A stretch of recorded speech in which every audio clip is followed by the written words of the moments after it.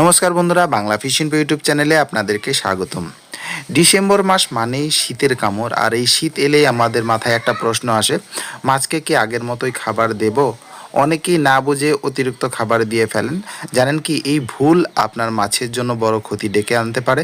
তাই আজকের এই ভিডিওতে আমরা জানবো কেন শীতকালে মাছকে পরিমিত খাবার দেওয়া জরুরি, অতিরিক্ত মাত্রায় কখনো খাবার দেওয়া যাবে না। তো চলুন দেরি না করে ভিডিওটি শুরু করা যাক। প্রথম কথায় যে কারণটি বলবো সেটা হচ্ছে বৈজ্ঞানিক কারণ, আর এটা মনে রাখবেন, মাছ হলো শীতল রক্ত বিশিষ্ট প্রাণী।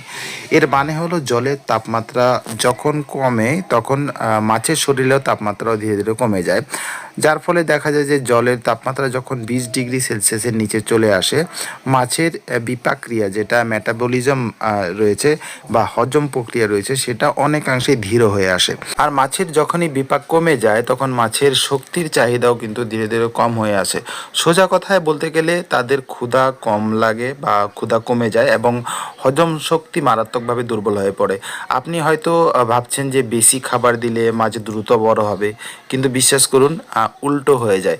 আর এই অতিরিক্ত খাবার হজম না হয়ে মাছের পেটে জমে নানা ধরনের পেটের রোগ বা অসুখ, আর যেগুলো পরবর্তীতে মাছের বিভিন্ন ধরনের সমস্যা তৈরি করে। আরেকটা জিনিস হচ্ছে যে অতিরিক্ত খাবার কেন ক্ষতিকর। এর কারণ হচ্ছে যে খাবারটা মাছ খায় না সেটা পুকুরের তলায় জমে পচতে শুরু করে এবং এই পচা খাবারগুলো থেকে তৈরি হয় বিষাক্ত অ্যামোনিয়া গ্যাস। আর এই গ্যাস বা মাছের জন্য মারাত্মক ক্ষতিকর। আপনারা দেখবেন যে সকালবেলা মাছ ভেসে যায়, মাছ কম খাচ্ছে, মাছের গ্রোথ কম হয়, এই ধরনের সমস্যা হয়। অনেক সময় মাছ ভাসার কারণে মাছ মারা যেত আমরা দেখতে পাই। অন্যদিকে শীতকালে যে কুয়াশার ব্যাপারটা রয়েছে, কারণ হচ্ছে সূর্যের আলো অনেক কম আসে, ফলে জলের যে উদ্ভিদরা রয়েছে পর্যাপ্ত অক্সিজেন তৈরি করতে পারে না। আর তার উপরে পচা খাবার সেগুলো জলের উপরে ভেঙে যায়। ভাঙার ফলে দেখা যায় যে পুকুরের জলে অক্সিজেনের খরচাটা অনেক অংশে বেশি হতে শুরু করে। ফলাফল হচ্ছে পুকুরে অক্সিজেনের অভাব দেখা দেয়, যার ফলে মাছের শ্বাসকষ্ট সমস্যা হয়, মাছ মারা যেতে পারে। এছাড়াও পচা জল আর দুর্বল পরিবেশে এই রোগ জীবাণু বা ফাঙ্গাস খুব দ্রুত বংশ বিস্তার করে। আর এই কারণেই শীতকালে যে একটা জিনিস দেখতে পাওয়া যায় সেটা হচ্ছে ক্ষতরোগ বা অন্যান্য রোগবালাইয়ের প্রকোপ কিন্তু অনেক বেশি হয়, মাছগুলো রোগাক্রান্ত অনেক বেশি হয়ে থাকে। তাই জল অবশ্যই আপনাকে পরিষ্কার রাখতে হবে, যার প্রথম সত্য হলো পরিমিত মাত্রায় খাবার দেয়া। তাহলে এই সমস্যাগুলো হয়ে গেলে এটার উপায় কী বা আমরা কীভাবে এটাকে কন্ট্রোল করতে পারি, এর উপায়টা নিয়ে যদি কথা বলি, এই শীতে প্রধান কৌশল হচ্ছে কম খাবারে মাছকে সুস্থ রাখা। প্রথমে খাবার পরিমিত পরিমাণে দিতে হবে, গরমের তুলনায় অন্তত অর্ধেক বা তারও নিচে নামিয়ে আনুন।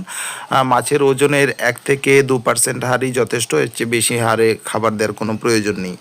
আর দ্বিতীয় যে সঠিক বিষয়টা রয়েছে সেটা হচ্ছে সঠিক সময় মেনে খাবার দেওয়া। খুব সকালে বা সন্ধ্যাবেলায় নয়, খাবার দিন শুধু রোদ ঝলমলে দিল দেখে বা সকাল 10টা থেকে দুপুর 2টার মধ্যে। এই সময়ে জলের তাপমাত্রা একটু বাড়ে আর মাছগুলো কিন্তু চলাফেরা এই সময় ভালো করে, তখন আপনি সেই সময়টায় খাবার দিন। তৃতীয়ত, খাবারের ধরন দেখে খাবার দিন। চেষ্টা করুন ভাসমান বা পিলের জাতীয় মাছকে খাবার দিতে, এতে করে বুঝতে পারবেন যে মাছ কতটা খাচ্ছে বা খাবার নষ্ট হচ্ছে কিনা।